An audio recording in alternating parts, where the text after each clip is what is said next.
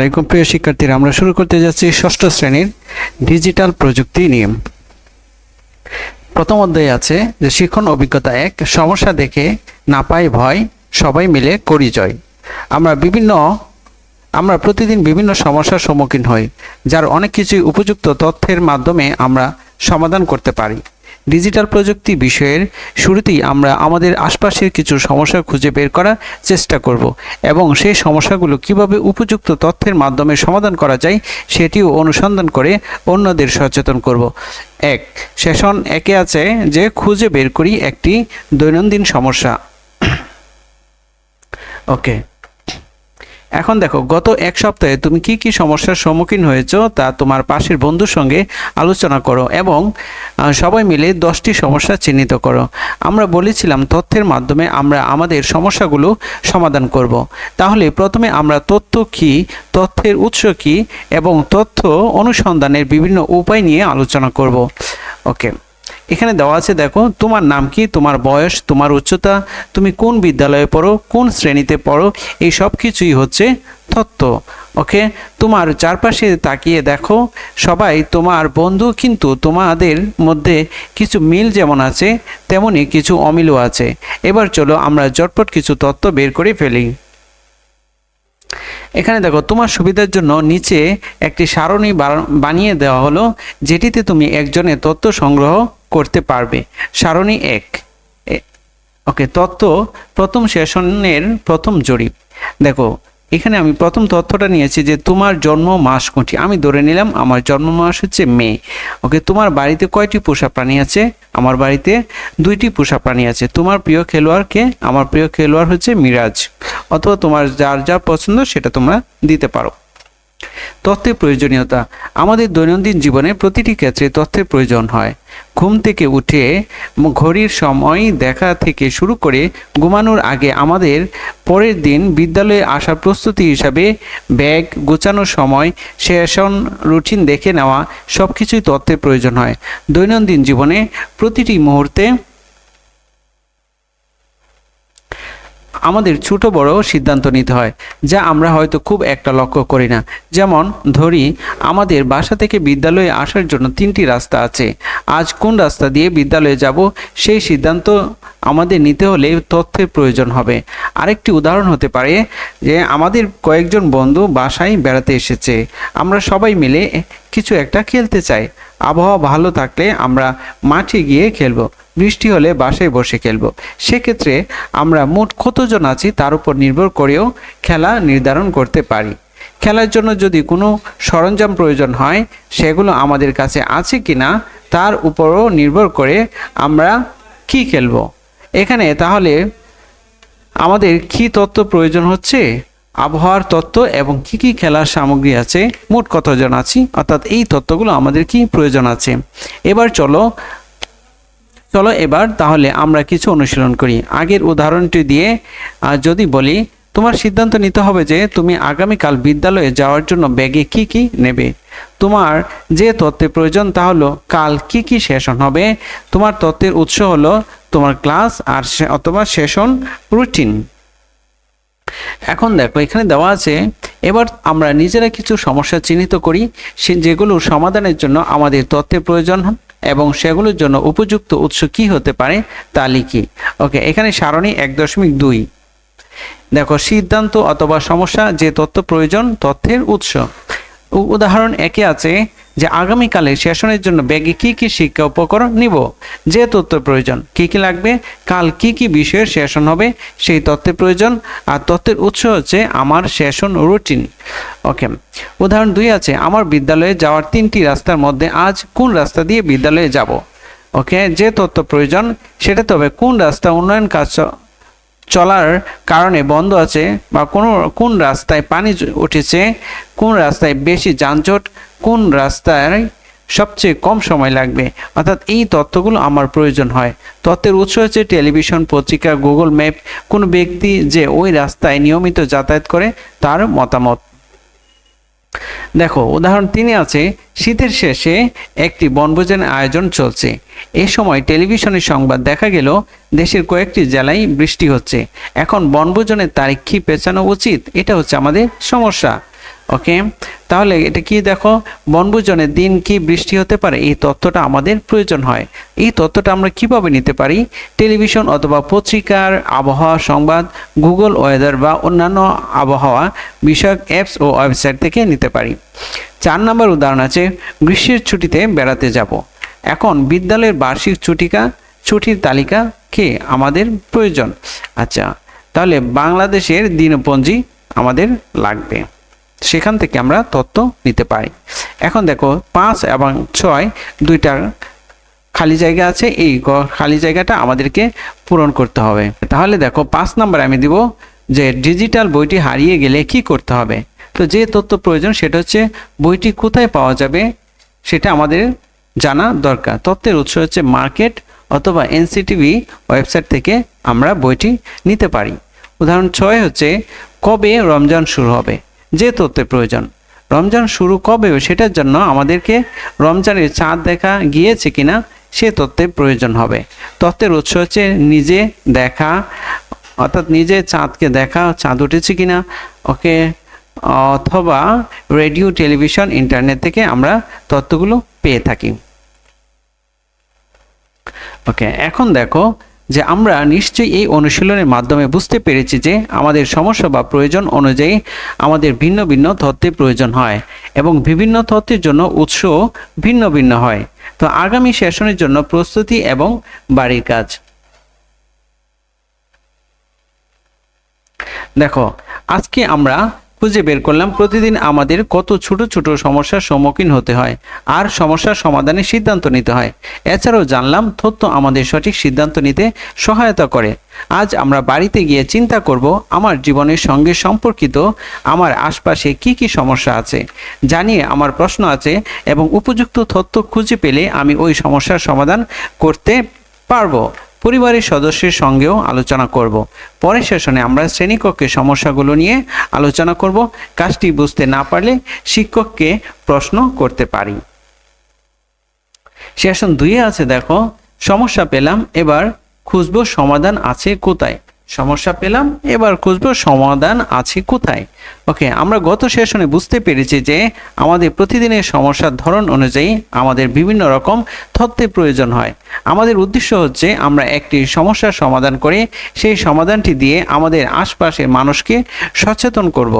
আজকের সেশনে আমরা বোঝার চেষ্টা করব এই সমাধানগুলো কোথায় আছে, অর্থাৎ যে তথ্যগুলো আমরা চাই সেগুলো এখন আছে কোথায়, সেগুলোর উৎসই বা কী। ওকে, দেখো তথ্যের উৎসকে 2 ভাগে ভাগ করা যায়, একটা হচ্ছে মানবীয় উৎস আর একটা হচ্ছে জড় উৎস। মনে করো তোমার বাসায় একজন এসে জানিয়ে গেলেন কেন টিকা দেওয়া প্রয়োজন, আবার তোমার অভিভাবকের মোবাইল ফোনে কখন কোথায় টিকা দিতে হবে তার তথ্য এলো, অর্থাৎ মেসেজের মাধ্যমে তথ্যগুলো আসলো। এখানে তোমার বাসায় আসা ব্যক্তি হলেন মানবীয় উৎস আর মোবাইল ফোনটি হলো জড় উৎস। ওকে, মানবীয় উৎস হলো যখন একজন মানুষ সক্রিয়ভাবে তোমাকে তথ্য দিচ্ছে, আর জড় উৎস হলো যখন তোমাকে সক্রিয়ভাবে পর্যবেক্ষণ করে তথ্য পেতে হচ্ছে। প্রিয় শিক্ষার্থী, এখন আমরা চলে গেলাম 4 নম্বর পৃষ্ঠায়। এখানে দেখো আমরা কি জানি জরিপ করতে বা সংবাদ প্রস্তুত করতে ভিন্নভাবে তথ্যকে বিশ্লেষণ করা হয়। এক্ষেত্রে তথ্যের উৎসকে অন্য 2 ভাবে দেখা যায়, সেগুলো হচ্ছে প্রাথমিক উৎস বা মূল উৎস, আরেকটি হচ্ছে মাধ্যমিক উৎস বা পরোক্ষ উৎস। ওকে, দেখো তথ্যের মানবীয় উৎস এবং জড় উৎস এই নামগুলো দিয়ে আমরা অনুমান করতে পারছি কোনগুলো মানবীয় উৎস আর কোনগুলো জড় উৎস। মানবীয় উৎসগুলো বিভিন্ন রকম হতে পারে। নিচের চোখে মানবীয় উৎসগুলো দেখে নেই আর ভেবে দেখি এই ধরনের উৎস থেকে আমরা কখনো তথ্য নিয়েছিলাম কিনা। দেখো একে আছে, এক হচ্ছে বিশেষজ্ঞ, যে বিষয়ে তথ্য প্রয়োজন সে বিষয়ে যার যথেষ্ট জ্ঞান রয়েছে। যেমন যদি স্বাস্থ্য বিষয় নিয়ে তথ্যের প্রয়োজন হয় তাহলে নির্দিষ্ট বিষয়ের চিকিৎসক, কৃষি বিষয়ে তথ্যের প্রয়োজন হলে উপজেলা কৃষি বিশেষজ্ঞ। ওকে, 2 হচ্ছে অভিজ্ঞ ব্যক্তি, যে বিষয়ে তথ্যের প্রয়োজন হয় সে বিষয়ে যার অভিজ্ঞতা রয়েছে, যেমন কৃষি বিষয়ক হলে কৃষক, আর কোনো নির্দিষ্ট রোগের উপর হলে ওই রোগে আক্রান্ত রোগী। 3 নম্বর হচ্ছে প্রত্যক্ষদর্শী, কোনো ঘটনা যে নিজে দেখেছে, যেমন মুক্তিযুদ্ধ নিয়ে কোনো তথ্য প্রয়োজন হলে উৎস হতে পারে একজন মুক্তিযোদ্ধা। 4 ভুক্তভোগী। যে বিষয়ে তথ্য প্রয়োজন সে বিষয়টি কারণে সরাসরি ক্ষতিগ্রস্ত হয়েছেন এমন কেউ। যেমন বিষয়টি যদি বাল্যবিবাহ হয় তাহলে উৎসবে বাল্যবিবাহের শিকার হয়েছে এমন কেউ বা তার অভিভাবক। এরপর বলছে সবাই মিলে গড়টি পূরণ করি। গড় হচ্ছে 1.2-এ। দেখো, জুয়েল তার বাবার সাহায্য নিয়ে ইন্টারনেট ব্যবহার করে খুঁজলো তার এলাকায় শেখ রাসেল ডিজিটাল ল্যাব আছে কিনা, যেখানে সে কম্পিউটার শিখতে পারে। এখন ইন্টারনেট বা যে ওয়েবসাইট থেকে জুয়েল তথ্যটি নিল তা হয়ে গেল তার প্রয়োজনীয় তথ্যের উৎস। এটি কি ধরনের উৎস? এটি হচ্ছে একটি জড় উৎস। ওকে, এখন দেখো, মিতু তার মাকে জিজ্ঞেস করলো, মা বাজারে কি আম পাওয়া যাবে? মা উত্তর দিলেন। মা কি ধরনের উৎস? মা যেহেতু একজন মানুষ তাই এটা হচ্ছে মানবীয় উৎস। আরেকটু ভেবে কি বলা যায় মা কোন ধরনের মানবীয় উৎস হবে? টিপস দাও। তাহলে মা হচ্ছে এখানে অভিজ্ঞ উৎস। ওকে, পরবর্তীতে দেখো, মিতু ও তার বন্ধুরা মিলে ঠিক করলো বিদ্যালয়ে একটি বাগান করবে, কিন্তু তারা জানে না যে তাদের এলাকায় মাটি ও আবহাওয়ার জন্য কোন ধরনের গাছ উপযোগী কিংবা সেই গাছের যত্ন কিভাবে নিতে হবে। ওকে, তাদের বিদ্যালয়ের মালি এসে তাদের প্রয়োজনীয় তথ্য দিয়ে সাহায্য করলেন। তাহলে বিদ্যালয়ের মালি কি ধরনের উৎস? বিদ্যালয়ের মালি হচ্ছে মানবীয় উৎস। আরেকটু ভেবে কি বলা যায় মালিক কি ধরনের মানবীয় উৎস? অভিজ্ঞ, বিশেষজ্ঞ, প্রত্যক্ষদর্শী, ভুক্তভোগী। মালি হচ্ছে কি অভিজ্ঞ উৎস। ওকে, তারপর নিচে দেখো, এখানে একটা কিছু তথ্য দেওয়া আছে। তুমি বিদ্যালয়ে যাওয়ার পথে করোনা ভাইরাস বিষয়ক একটি পোস্টার দেখতে পেলে। ওকে, করোনা ভাইরাস সম্পর্কে তোমার মনে কিছু প্রশ্ন ছিল। পোস্টার পড়ে তুমি সেই প্রশ্নগুলোর উত্তর পেলে। পোস্টার কি ধরনের উৎস? পোস্টার হলো কি আমাদের জড় উৎস। এখানে আমরা কি লিখব? জড় উৎস লিখব। ওকে, তার পরবর্তী পৃষ্ঠায় দেখো, পৃষ্ঠা নাম্বার 6 আছে যে ইন্টারনেট থেকে অনুসন্ধানের ক্ষেত্রে যে বিষয়গুলো মাথায় রাখতে পারি। তোমার যদি ইন্টারনেট ব্যবহারের সুযোগ থাকে এবং ব্যবহারের জন্য পরিবারের অনুমতি থাকে তাহলে ইন্টারনেট ব্যবহার করে তথ্য অনুসন্ধানের চেষ্টা করতে পারো। তবে মনে রাখবে যদি ইন্টারনেট না থাকে তাহলে সেটি নিয়ে মন খারাপ করার কিছুই নেই। এটি ছাড়াও আমরা এই বিষয়টি খুব ভালো করে শিখতে পারবো। যারা এই ডিজিটাল প্রযুক্তিগুলো আবিষ্কার করেছেন তারা কিন্তু তোমাদের বয়সে এই প্রযুক্তিগুলো পাননি।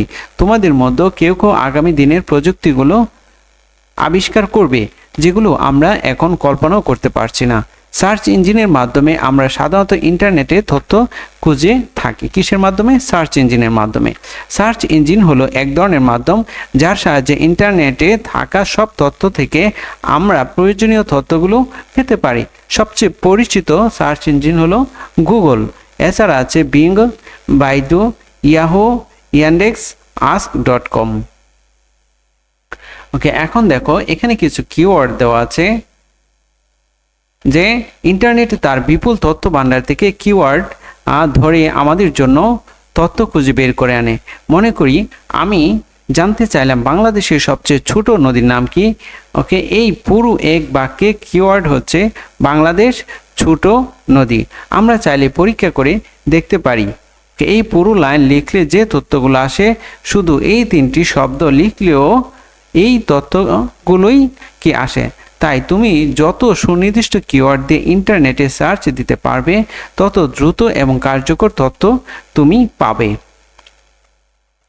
ওকে, এখন দেখো সার্চ দেওয়ার পর তুমি দেখতে পাবে অনেকগুলো ওয়েবসাইটের সাজেশন বা ফলাফল আসে। এক্ষেত্রে অধিকাংশ সময় সবার আগে আসে উইকিপিডিয়া। উইকিপিডিয়ার সব তথ্য কিন্তু নির্ভরযোগ্য নয়, তাই উইকিপিডিয়া থেকে কোনো তথ্য পাওয়ার পর অন্য আরও 2-1টি ওয়েবসাইটেও দেখে নেবে সবাই একই রকম তথ্য দিচ্ছে কিনা। তথ্যের পাশাপাশি অনেক সময় বিজ্ঞাপনের ওয়েবসাইটও চলে আসে, সেগুলোকে ক্লিক করলে প্রয়োজনীয় তথ্য পাওয়া যাবে না। আচ্ছা, কোন ওয়েবসাইট থেকে তথ্য নেবে তা নির্ধারণ করাটাও জরুরি। বাংলাদেশের কোনো তথ্য হলে সরকারি ওয়েবসাইট তথ্য বাতায়ন থেকে নেওয়া সবচেয়ে বেশি বুদ্ধিমানের কাজ হবে।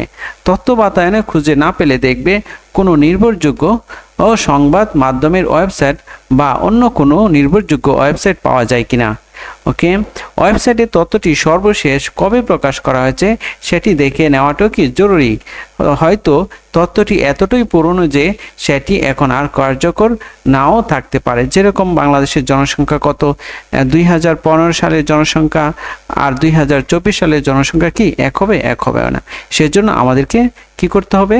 আমাদেরকে তারিখটাও দেখতে হবে যে এটা কতদিন আগে। এখন দেখো, বাড়ি কাজ হচ্ছে গত দিন বাড়ি কাজ হিসেবে আমরা যে সমস্যাটি খুঁজে বের করেছিলাম তার সমাধানের জন্য তথ্যের উৎস পত্রিকা, টেলিভিশন, ইন্টারনেট, বই, কোনো ব্যক্তি ইত্যাদি কী ধরনের হতে পারে তা খুঁজে নিয়ে আসব। ওকে, আমরা অবশ্যই ইন্টারনেট থেকে খুঁজে নিব, তাহলে আমাদের জন্য সহজ হবে। ওকে, আমাদের 6 নম্বর পৃষ্ঠা চলে গেল। এখন হচ্ছে পৃষ্ঠা নাম্বার 7। দেখো, সেশন 3-এ আছে দলীয়ভাবে ঠিক করি আমরা কোন সমস্যাটির সমাধান করতে চাই। আগের সেশনে আমাদের দৈনন্দিন জীবনের একটি সমস্যা এবং তার সঙ্গে সম্পর্কিত তথ্যের উৎস খুঁজে আনার কথা ছিল। আচ্ছা, আজকের সেশনে আমরা সেই সমস্যাগুলোকে গুরুত্ব অনুযায়ী বাছাই করব এবং নির্ধারিত সমস্যা নিয়ে আরও গভীরভাবে বোঝার চেষ্টা করব এবং তার সমাধানের পরিকল্পনা করব। এই কাজগুলো করার জন্য আমরা দলে ভাগ হব। একটি দলে মিলেমিশে কাজ করার চেয়ে আনন্দের আর কিছুই নেই। ওকে, সেজন্য আমরা একটি দলে সবাই মিলে কাজ করব। পৃথিবীর সব বড় বড় কাজ হয় সহযোগিতায়, প্রতিযোগিতায় নয়। ওকে, এখন আমরা দলে ভাগ হয়ে প্রতিটি দল একটি করে সমস্যা নির্ধারণ করব। কাজ শুরুর আগে গড় 1.3 পড়ে নিই। এখানে একটা গড় দেওয়া আছে 1.3, এটা আমাদেরকে পড়ে নিতে হবে। দেখো, বিষয়বস্তু বাছাইয়ের ক্ষেত্রে যে বিষয়গুলো প্রাধান্য দিব। ওকে, বিষয়টি যেন একটু স্বতন্ত্র বা আলাদা হয়, বিষয়টি নিয়ে পর্যাপ্ত তথ্য আছে এবং আমাদের পক্ষে সেটি খুঁজে বের করা সম্ভব হবে, সেটি নিশ্চিত হয়ে বিষয় নির্বাচন করব। ওকে, বিষয়টির উপর তথ্য খুঁজে বের করা এবং তথ্যগুলো সাজিয়ে উপস্থাপনযোগ্য করার জন্য আমরা খুব বেশি সময় পাবো না, আর একটি শ্রেণী কার্যক্রমের পরেই আমাদের উপস্থাপন করতে হবে। তাই বিষয়টি যেন খুব জটিল না হয় সেটি লক্ষ্য রাখবো। আচ্ছা, এই কাজ করতে গিয়ে যেন আলাদা অর্থ ব্যয় করতে না হয় সেটিও বিবেচনা করব। সর্বশেষ আমরা কোন বিষয় নিয়ে কাজ করতে চাই তা শিক্ষককে জানাবো এবং শিক্ষকের মতামত অনুযায়ী বিষয়টি চূড়ান্ত করব। পৃষ্ঠা নাম্বার 8-এ দেখো, দলীয় আলোচনা ও সমস্যা বিষয়বস্তু চূড়ান্তকরণ। আমরা যে বিষয় বা সমস্যা নিয়ে কাজ করতে চাই সেই বিষয়টি নির্ধারণ করে ফেলার পর আমরা দলের মধ্যে কাজ ভাগ করে নেব। কে কোন অংশটুকু তথ্য খুঁজে নিয়ে আসব তা ঠিক করে নিব।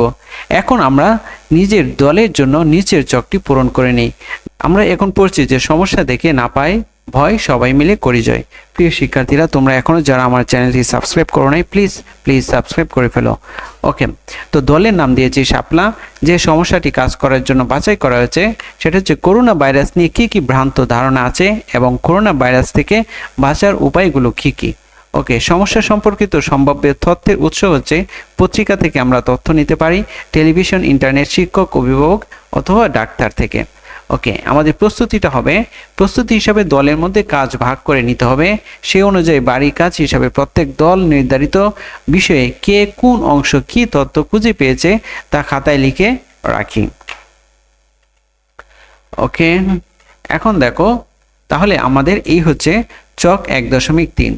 পরবর্তীতে দেখো, যখন কোনো অভিজ্ঞ ব্যক্তি, বিশেষজ্ঞ, প্রত্যক্ষদর্শী বা ভুক্তভোগীর কাছ থেকে প্রয়োজনীয় তথ্য নেওয়ার জন্য তার সাক্ষাৎকার নেব, তখন তার গোপনীয়তার ব্যাপারে কি লক্ষ্য রাখব। প্রথমে তার কাছ থেকে অনুমতি নিব যে তিনি তথ্য দিতে বা কথা বলতে ইচ্ছুক কিনা। ওকে, তিনি ইচ্ছুক হলে তাকে নিশ্চয়তা দেব যে আপনার নাম পরিচয় চাইলে গোপন রাখতে পারেন। তাকে জিজ্ঞেস করব তার নাম পরিচয় গোপন রাখতে চান কিনা। যদি গোপন রাখতে চান তাহলে তার উদ্ধৃত কথা বা বক্তব্যটি লেখা, বলা বা প্রকাশ করার সময় আমি এভাবে উপস্থাপন করব, নাম প্রকাশে অনিচ্ছুক একজন চিকিৎসক বলেছেন। আমাদের বাড়ির কাজ হচ্ছে আমরা দলে বসে কিছু তথ্য শ্রেণীকক্ষে হয়তো সংগ্রহ করেছি। বাড়ির কাজ হিসাবে আমরা দলের সদস্যদের মধ্যে ভাগ করে নিব কে কোন অংশের তথ্য খুঁজবো এবং সে অনুযায়ী আগামী দিন আমরা তথ্য নিয়ে আসব। প্রিয় শিক্ষার্থীরা, এটাই হচ্ছে আমার প্রথম পর্ব। পরবর্তী পর্ব পেতে আমার চ্যানেলটিকে সাবস্ক্রাইব করে ফেলো। সবার প্রতি অসংখ্য দোয়া ও শুভকামনা রইল।